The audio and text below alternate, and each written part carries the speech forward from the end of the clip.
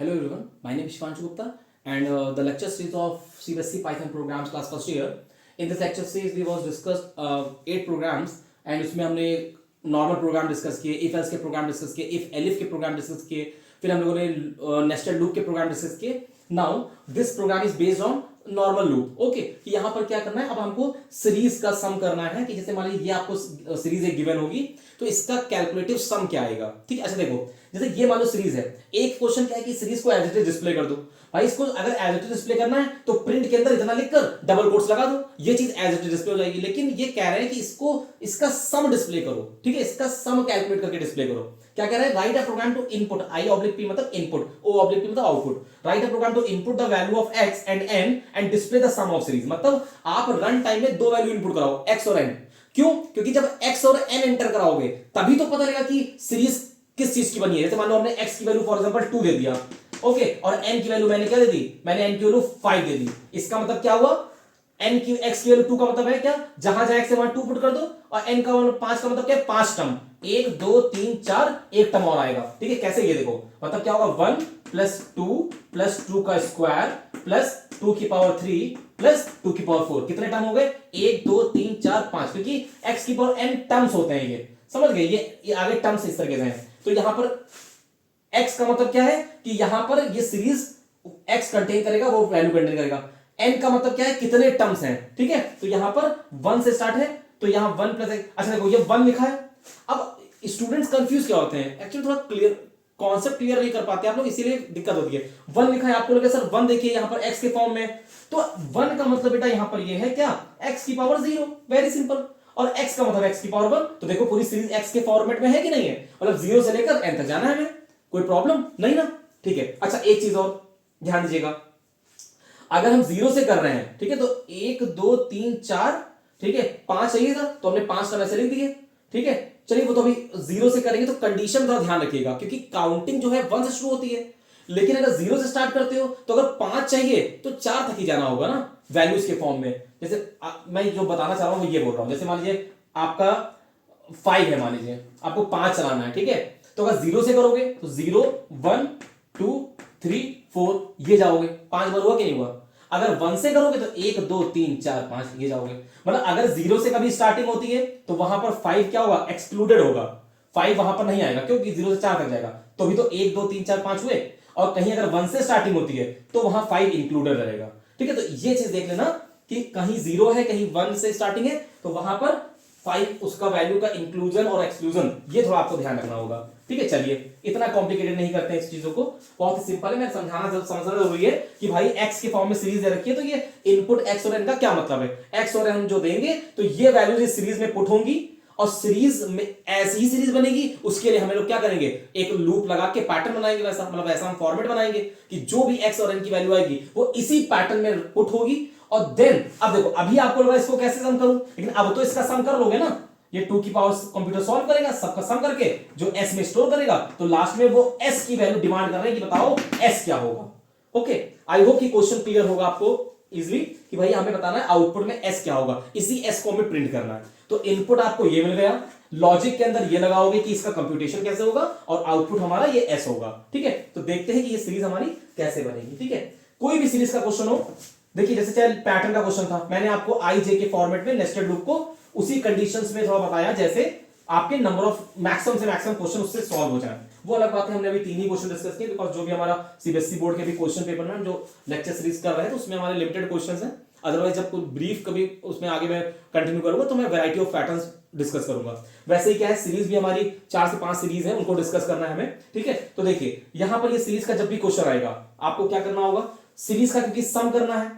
ठीक है, तो देखो स्टार्टिंग से क्या, write program to input the value of X and N, question के अकॉर्डिंग चलेंगे. मान लो किसी को लॉजिक नहीं आता सीरीज का, लेकिन भाई प्रोग्राम में मान लो 3 नंबर का प्रोग्राम है, 4 नंबर का प्रोग्राम है, तो उसमें स्टेप मार्किंग होती है ना, सीबीएसई बोर्ड करता है. जैसे for example input value of X and N, कुछ नहीं आता, एक्स और एन को इनपुट करा दो, एक नंबर तो मिल जाएगा. एक्स इक्वल टू क्या किया, INT इनपुट, डबल कोट से मैसेज दिया, enter the value of x, ये मैसेज दे दिया मैंने, और 2 ब्रैकेट बंद कर दिए. ठीक है, यहाँ 2 ब्रैकेट क्लोज होंगे, स्पेस थोड़ा इधर कम हो जाता है, इसीलिए मेरा थोड़ा सा ये दिक्कत होता है. ठीक है, आप आई होप कि आप समझ जाओगे यहाँ पर. ठीक है, ये यहाँ पर 2 ब्रैकेट बेटा बंद होंगे, एक यहाँ पर इस तरीके से एंटर वैल्यू ऑफ एक्स दिया. ठीक है, कि डबल कोट सी बनते हैं, ये दो ब्रैकेट ऐसे बंद होंगे, ठीक है। Okay, enter value of x, ठीक है, ये आपने मैसेज समझ लीजिएगा।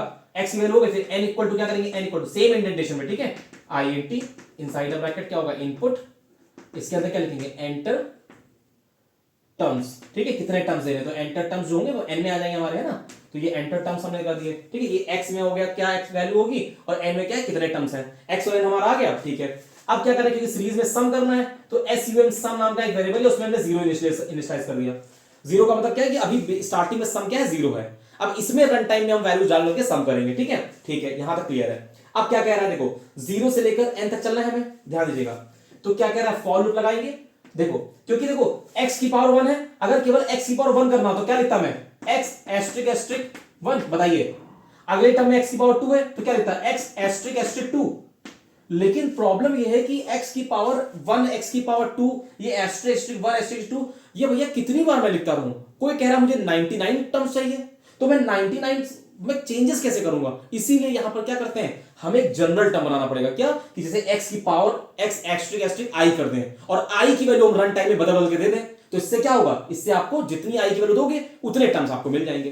कैसे, जरा देखिए मैं क्या बता रहा हूं आपको, ठीक है। देखिए यहां पर क्योंकि हमें नंबर ऑफ टर्म चाहिए तो लूप तो लगेगा ही, फॉर i इन रेंज, ठीक है, रेंज क्या चलाया हमने, रेंज चलाया, देखिए क्योंकि जीरो से स्टार्टिंग है, ठीक है, तो n टर्न जाना है तो आप n+1 दे दो, सिंपल सी बस, क्या कर दिया, n+1 कोलन, ठीक है, क्योंकि बाय डिफॉल्ट रेंज फंक्शन क्या करता है, जीरो से स्टार्टिंग करता है।